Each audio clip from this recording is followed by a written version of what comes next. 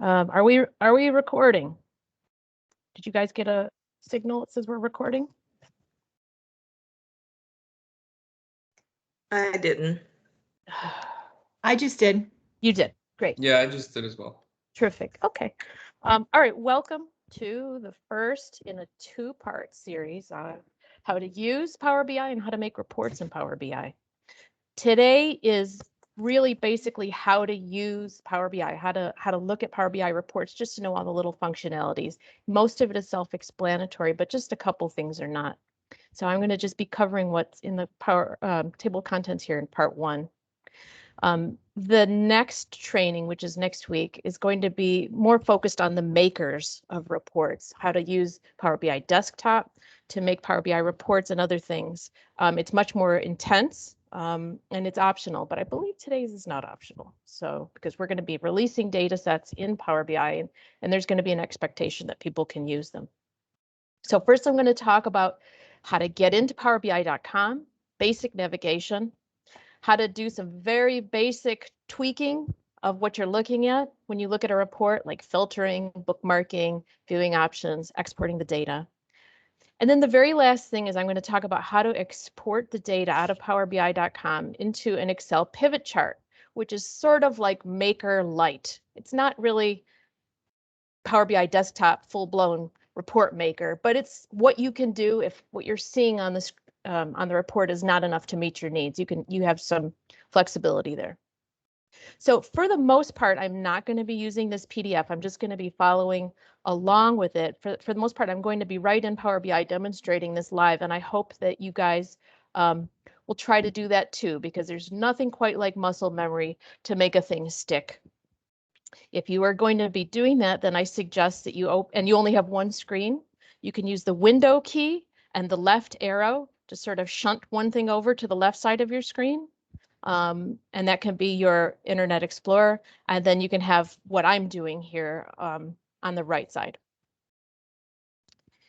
So with that, let's go. Open up a browser and type in powerbi.com. Because we're at the PIHP, the email address that you have, your work email address, is hooked up to all the functionality you need to be able to see the content today. So log in with your work email address. You will be asked to do that secondary verification. So hope you have your phone handy.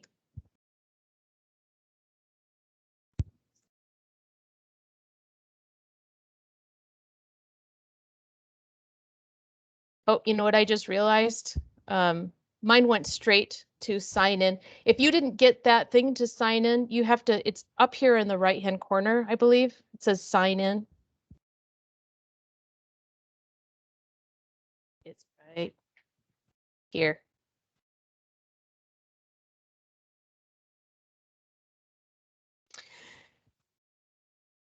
So once you have signed into Power BI, you see all this stuff in your face. The basic navigation is this. Almost everything you need is located in the bottom lower left, under workspaces. So if you click workspaces, you'll see all the different folders that have been made available to you. Either you created them yourself or they've been made by someone else and you've been given access. Different people will see different things. All of you, though, should be seeing a workspace called All Affiliates in PIHP.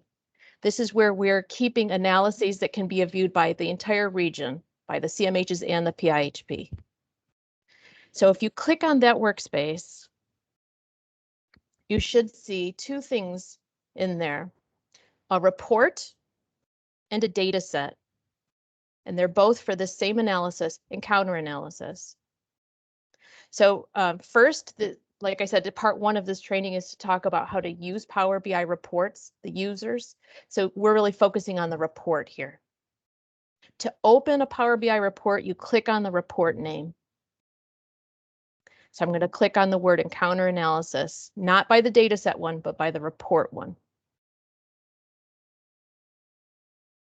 Jess, I don't have the analysis one. You don't have encounter analysis? No.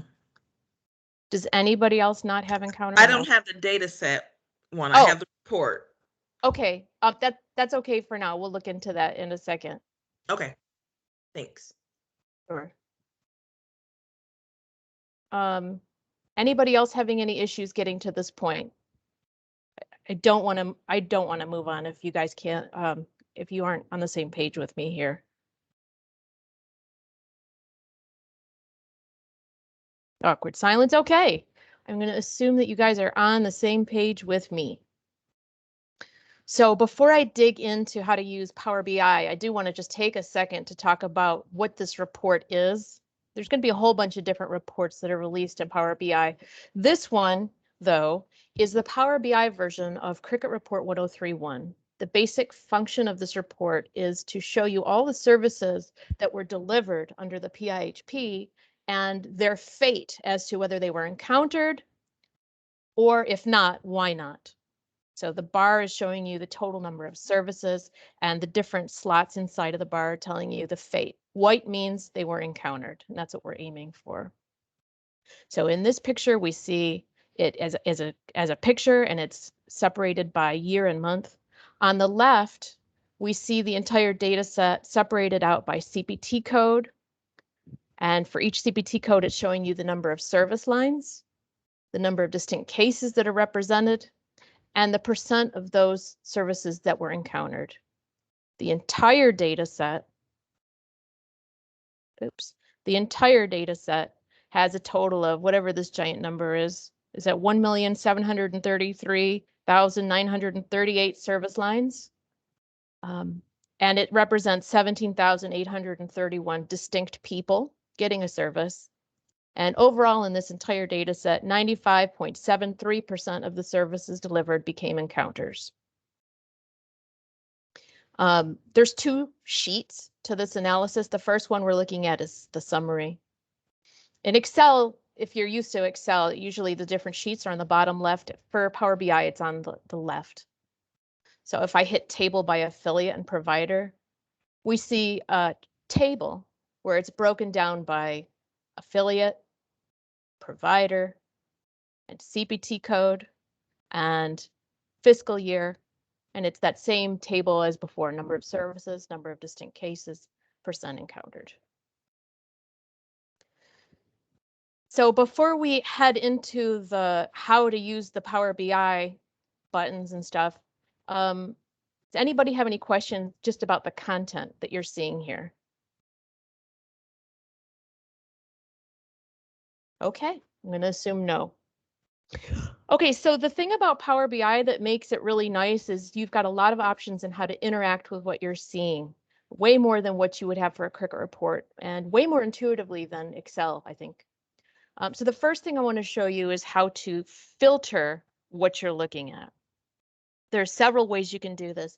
The most obvious is on the right-hand side, we have a filters pane. This is set up by whoever the maker was of this report, what appears in here. When I made this report, I made it so that you could filter this entire page by encounter analysis, which means the eventual fate of what happened to the service, fiscal year, Medicaid county, provider name, year, month. So for example, let's say I wanted to just look at the services where it says, I don't know, insufficient minutes. Now the entire page has been filtered for that. And you can see now the CPT codes that are associated with those insufficient minutes, how many there were, distinct cases, and you can see the distribution by month. When you hit a filter, or really when you make most changes in this report, up here, there's this little curly Q arrow. That is what you can do to undo all the changes that have been made and reset it to its original published form. In the example on the PDF I'm showing you also, you could do it by fiscal year. Like let's say you just want to look at fiscal year 21. You could do several things at the same time, just number encountered in fiscal year 21 and so on. Reset it back to its published state. Another really obvious way to filter what you're seeing are with sliders, which is this thing. and slicers, which are these check boxes. So a slider, people use this a lot for dates. It allows you to get real specific on the service date. Like, let's say I don't want just the month of October. I want like these dates. Sorry, not October. What is that? August 12th to August 23rd. You can see very fine detail there. Or let's say I don't want just those dates. Let's say I only want to look at dabs in that date. This is where you could pull in your slicer. Derived population from the master eligibility file. If I click on dab here, now I'm just seeing that. If you want to click multiple slicers, you have to hold down the control key. So let's say I wanted dabs and Healthy Michigan or something. And again, every time you do this, now we're seeing the different CPT codes and their distribution. Everything is getting filtered for that. I'm going to hit reset to get me back to the published state. The last way to filter the data is not as intuitive. It's not clear that you can do this, but it's really helpful. And that is with something called a cross filter. If you click on any one of these rows here, what you're going to see is that the rest of the page gets filtered. Like, for example, I see H0039, only 52% of those were encountered. So let's say I'm concerned about that. What's the deal with H0039? If I click anywhere in this row, any of these things, then the graph becomes, it's filtered for just H0039. And I can instantly see what the heck is going on with insufficient minutes. Maybe it's legit, I don't know, but that appears to be the issue. The only thing I'm not crazy about with this cross filter is that the reset button seems to not respond to it. Power BI, I have to say, it is updated to a ridiculous degree. Like every month, I feel like I'm seeing a new update and they're changing things. So you really got to be on your toes. They might change this, I don't know. But right now, it doesn't respond. So the way you undo something you've done with a cross filter is by clicking it again. It's sort of an on-off, on-off. It works in the other direction as well. Like, let's say I only want to see the ones that are insufficient minutes. I could click right there on that item in the legend, and it's now filtering the table for insufficient minutes. Again, I click it to make it go on, off. If you want, you could even go real specific. You can click within a single bar. Like, let's say I just am interested in May. The cases where it says unknown problem, I can click on that red and it's showing you all the different CPT codes, number of services, number of distinct cases that are represented. Click it again to shut it off. Are there any questions about that so far? Is that clear? Okay. Let's say that, by the way, I'm right now on page 5 of the handout if you're following along. Let's say that there's a certain configuration of the data that you need to look at often, and it's like annoying to have to re-click it up every time. For that case, you're going to want to make a bookmark. So let's say I'm in Lenawee, and I always want to be able to see the mental health services, DABs. I always want to be checking up on them to just make sure I'm seeing a lot of encounters and not a lot of problems. What you do is you click it up the way you want it. Then you go up here to the bookmarks button, hit the down arrow, and you hit add a personal bookmark. And I'm going to just give it a meaningful name, Lenawee, mental health, DABs. If for some reason you want this to be the view, like a home screen, when you come in, you could make it the default view. Otherwise, you just hit save.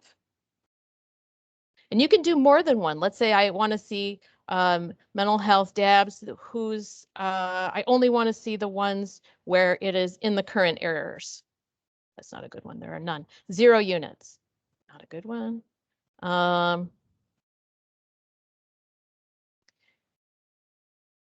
Encountered, but you can't see that. Nope, that's not a good one. Well, anyway, I think you get my point. Unbillable CPT, that's one. I just want to see this. I can add another bookmark. Add a personal bookmark, LEN, mental health, DABS, unbillable. So now when you come back in here, these are saved. This is not something that everybody can see. This is just your own personal bookmarks, kind of like your own bookmarks when you go into a browser. So you could click here to get back to the bookmark you liked for just DABs or just the unbillables. And you can also, of course, just hit reset at any time to get back to the original published state.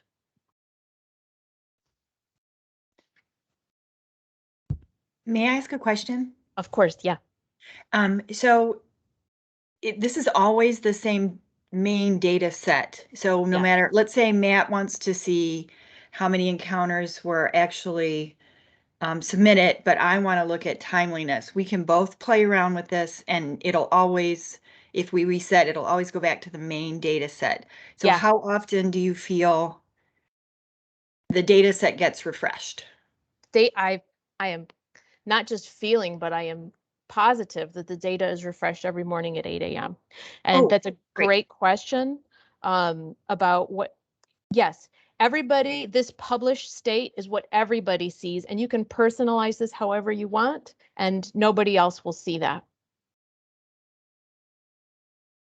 Unless you specifically share it with them, and we'll talk about different sharing options. Great, thank you. Sure. Any other questions? Okay. So that was how to filter. Now let's talk about different options you have with visualizations. In Power BI, a visualization means either a table or a graph. So this is a visualization, this is a visualization. Actually, this is too. These all are visualizations. Each visualization has its own options that you can find when you hover over it. I'm going to talk about just a few of these that I think are pretty maybe useful. Not all of them though. So first of all, filters right here. This tells you if you've what filters are being applied when you're looking at the data. If you've got the data all clicked up and configured a certain way, sometimes it's hard to remember what's what. So you can click this to find out what you've got filtered. If you hit copy, this will allow you to copy that particular visual as a JPEG, I believe, and you can just paste it into a Word document or a PowerPoint or whatever you need, like if you're making a report on this. Focus mode right here allows you to zoom in so that you're only looking at that particular visual. This helps you to see the finer details. If you click on it to get back, you hit back to report. I'm going to hit the ellipsis to hit show as table. If the data are not already a table, this can be useful. If I hit show as table, I get to see exactly how many value or the numbers that are going into these bars, how many services in each little chunk. And again, back to report. If you hit export data, summarized data, you see an Excel version pretty much of what I just showed you. It's showing you how many services are in each chunk. So you could make this into a chart right here in Excel if you wanted to.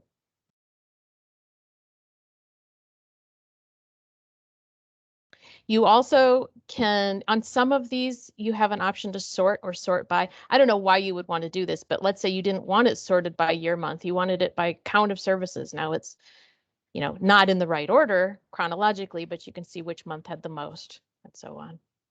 You have sort descending, sort ascending. I'm going to go back to sorting by year month, and I'm going to do it ascending. And then the last thing I want to talk about here is this button, which is personalize visuals. Even though you're not technically a quote maker, like you didn't configure this data set, you didn't decide what graph to put on the front page, you still have flexibility as to what you see here. If you hit this, you can change what this graph is. Like, for example, right now, this is showing you the number of services. I could change that. Instead of count of services, I could make it, where is it? Distinct cases. So this is a different picture, right? This is telling you how many people have an encounter instead of how many service lines were encountered. How many people have an unbillable CPT code. And the bookmark would work in the exact same way. If this is something you want to see often, you could bookmark it, and this could be a button that you go to compare number of services to number of distinct people. You can change what's on the x-axis. You can change the legend. You can change it so that it's, instead of being a stacked bar chart, you can make it a line chart. All sorts of stuff you can do here. And I hugely encourage you to mess around and click stuff. You're not going to break anything. Just see what it does. I'm only brushing the surface here of all the stuff you can do. So I'm going to reset back to my published state. Some visuals have the option of drilling down. Usually it's tables. So to illustrate that, I'm going to go to that second sheet again, where right here it cuts it off, but it says table by affiliate provider CPT. If you hover over this visualization, down in the bottom, you see that there's drill on options. I'm going to right now change it from rows to columns. So the way this works is you can drill down within the upper hierarchical level. You can drill down to the next level, and you can do a specific drill down. Let me show you. Explaining doesn't help. Let's say I hit this forked double down arrow. Instead of the columns, what the? I said columns. Oh, there we go. Instead of the columns showing me fiscal year, it's now showing me fiscal year as well as month. So 2020, I'm seeing October 19, November 19, and so on. To get out, good grief.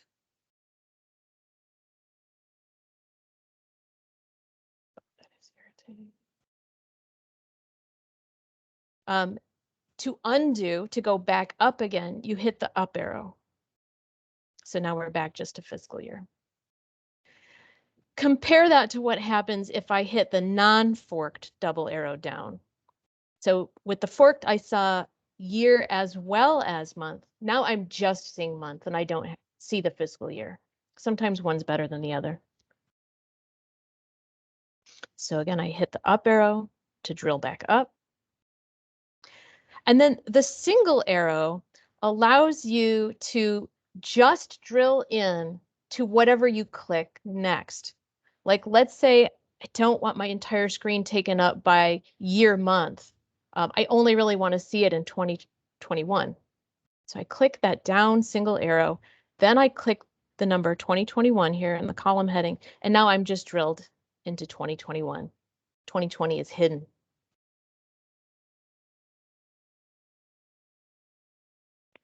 So drill up again. Reset.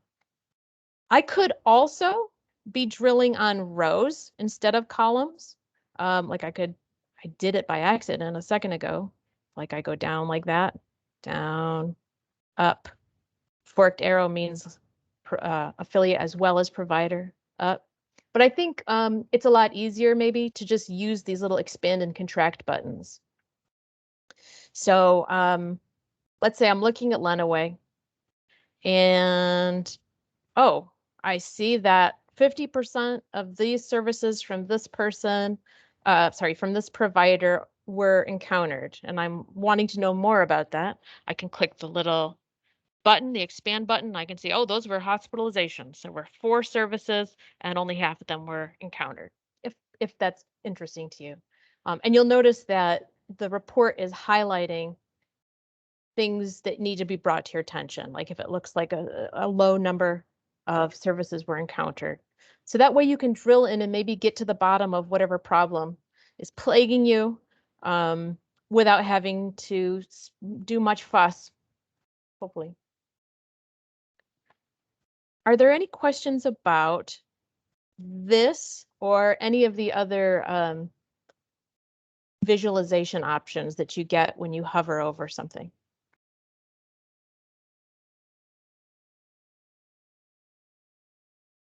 Okay. The next thing I want to talk about is how to share this data set, this report, with somebody who maybe doesn't have Power BI or doesn't have access to the internet at the moment, like maybe if you're in a meeting and you want paper handouts. What you can do is, and this is for the entire report, not just for an individual visualization, up at the top, there's a button that says export. You can export this whole thing to a PDF. You can do analyze in Excel, which we'll be talking about later, but you could also get to it from this place.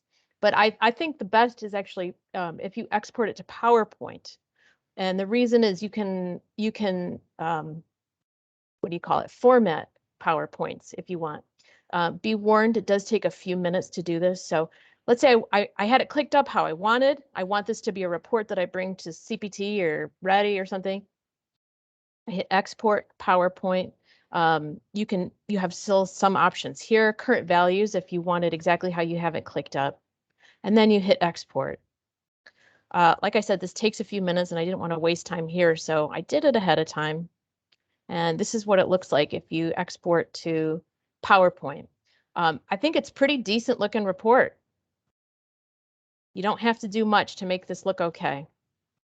Another thing is, like I said, you can format this thing. Like, let's say there's some stuff you want to cut out of it. You could click on that slide and let's see, where is it? Wow, I haven't used this in a while. There used to be a way to crop it. Anyway, whatever. You can you can format this how you want.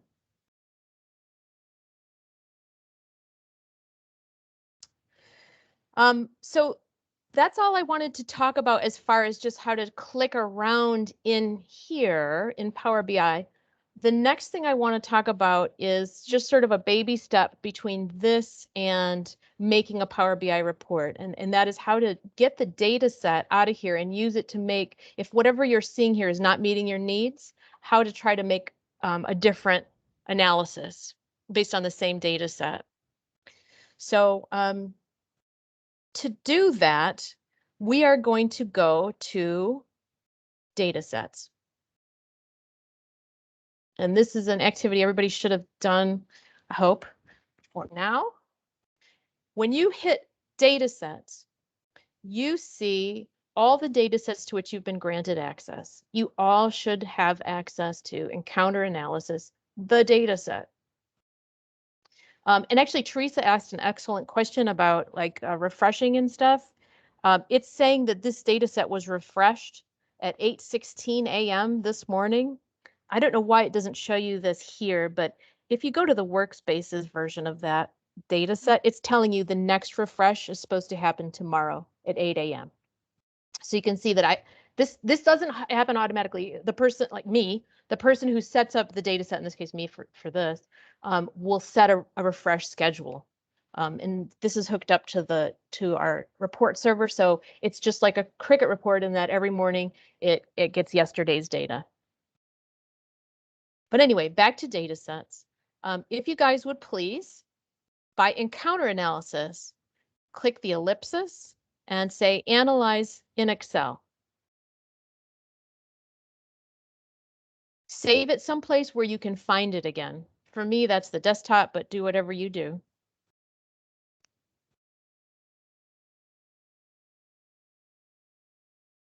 When it's done downloading, open it up, hit Enable Editing, and Enable Content.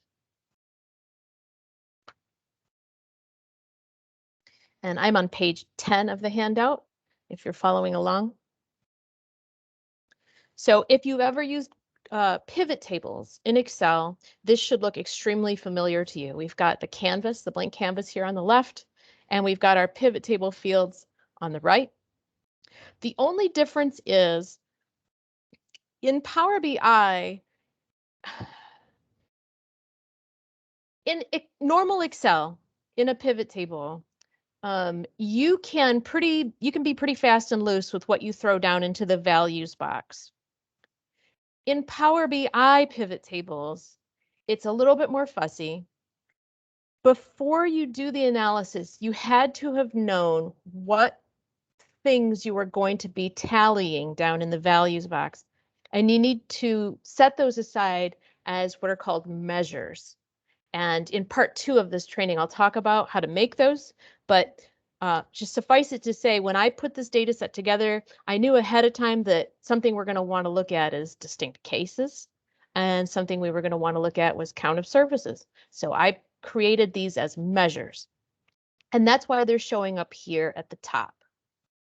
All the other fields in this data set are at the bottom. This pivot table will only allow you to pull measures into the values box. It's like pretty useless otherwise. So it is pretty important that you know how to do this before you, that these are set aside as measures before you try to use this Excel analysis thing.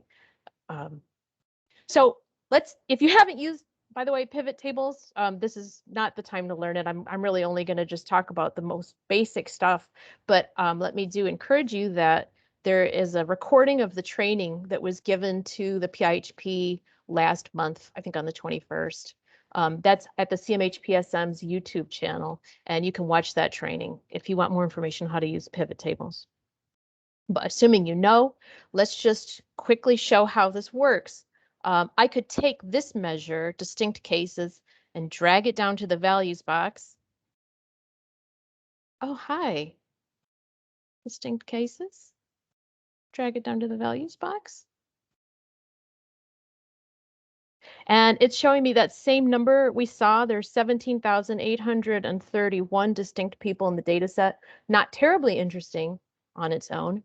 But what you can do is you can pull down other fields from the data set and slice and dice it how you want. Like I could take affiliate and I can see in this data set, this is how many distinct cases there were by affiliate.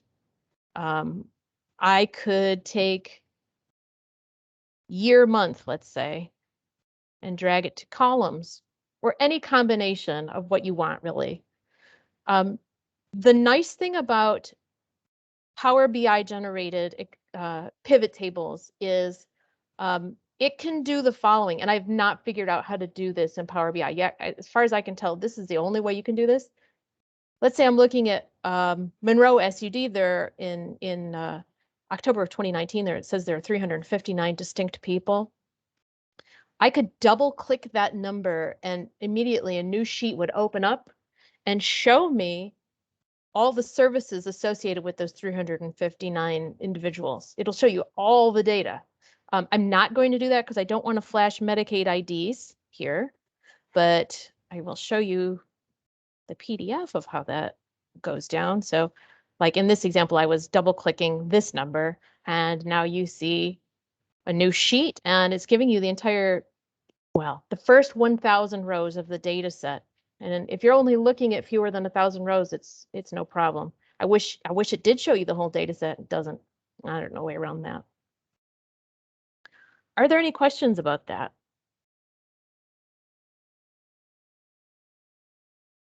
Okay, so one last little thing. It's in here, and I probably should give it lip service, but we're not actually going to do it. There is technically a way if you wanted to make reports in powerbi.com, but the product is really buggy, and I feel like it would be a waste of time to talk about all the zillions of hacks that you would have to do to make it work when there is a desktop version of this where there are no hacks that you need. So creating reports in powerbi.com, no, not until they fix the bugs. If you do want to create reports for powerbi.com, let me encourage you to come to the next training, which is next week. In the next training, I'm going to talk about how to actually get into the desktop version of Power BI, not the powerbi.com, but an actual app on your computer, how to import data, how to transform the data to make it whatever you need. how to create reports in Power BI desktop, and how to publish and share that information like I've done here, to publish and share the encounter analysis. It says it here that everything I'm going to be talking about is really just bits and pieces from the Microsoft Certified Data Analyst Associate Learning Path, which is linked here. I am very new to Power BI, and so there's a lot I don't know. Everything I know is from this. So I highly encourage people who are interested to click into here and start taking this training. Just set aside a couple days if you're serious. It's excellent. Like, it'll give you get data in Power BI. It actually gives you little computer labs. It'll say, you open up a Power BI little learning environment here, and it says, click here, see how it does that, click there. It's excellent, really a good learning opportunity. The only thing is it mainly talks about how to make Power BI data sets. It doesn't really at all talk about how to read it. It assumes you know. So that's what today was, how to read it. That is all I have to cover today. Before I stop recording, did anybody have any questions for the benefit of the group? Okay, then I am going to stop recording.